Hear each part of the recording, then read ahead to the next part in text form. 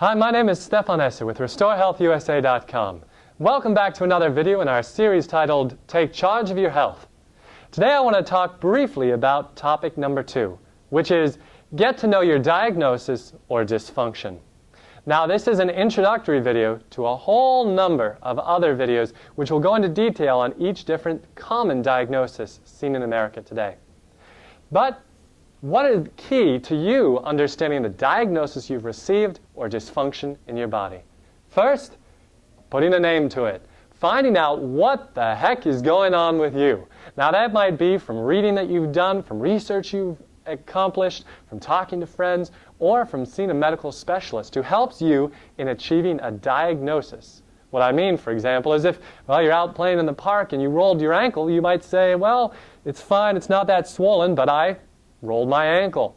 So let's follow it, put a little ice on it, see how it does.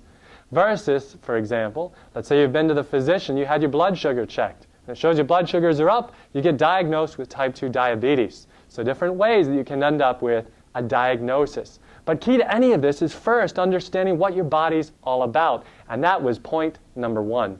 But here we are, we want to put a name to what's going on in your body. Next, we want to think about what are the risk factors for what happened here. So, my 2 examples, you're out playing in the park and you rolled your ankle. Well, you were out playing in the park and you rolled your ankle. Those were your risk factors for that. Or perhaps you've rolled your ankle in the past. Maybe you're wearing bad shoes. Or maybe there were just a lot of rocks that you stepped on. But when you think about risk factors, you want to say, what are my personal risk factors for whatever happened to me? What are my family risk factors? Because quite honestly, many of us raised in a household pick up the same habits of our parents, our brothers and sisters, and family members. And as a result, our risk for certain disease processes is going to be similar to theirs. Next, we think about social risk factors, things such as how much we drink, how much we smoke, where we spend time, what kind of work we do. If we're working with wood, grinding all day, or grinding asbestos, or something like that, we might have higher risk for lung problems in the future. But just some examples of how our social history can influence our risk.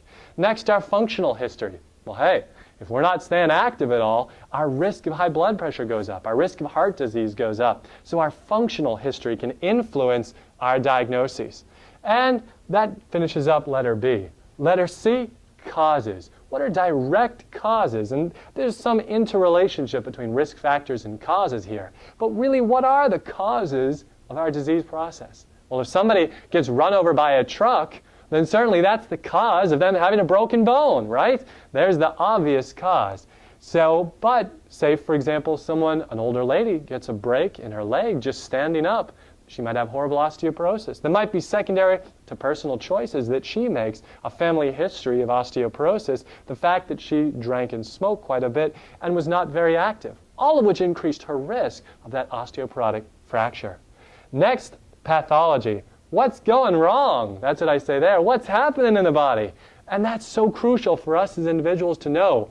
Remember again, it's your body, no one else's. So you want to understand what's happening inside of it. Why do you have a diagnosis or a dysfunction?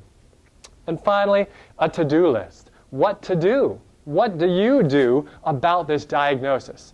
Again, if your diagnosis is something like a rolled ankle, you sprained your ankle playing a little bit of tennis outside, what are you going to do about it? You can ice it, rest it, elevate it, compress it, maybe wrap it a little bit, take it easy on that ankle for a little bit.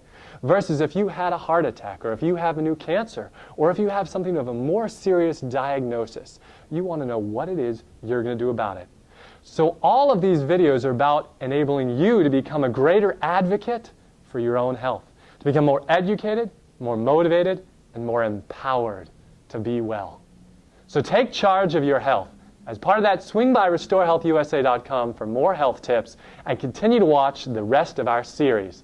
We'd love to hear what you have to say too, so drop some comments below. Let us know what you'd like to know more about and how else we can be a part of your journey.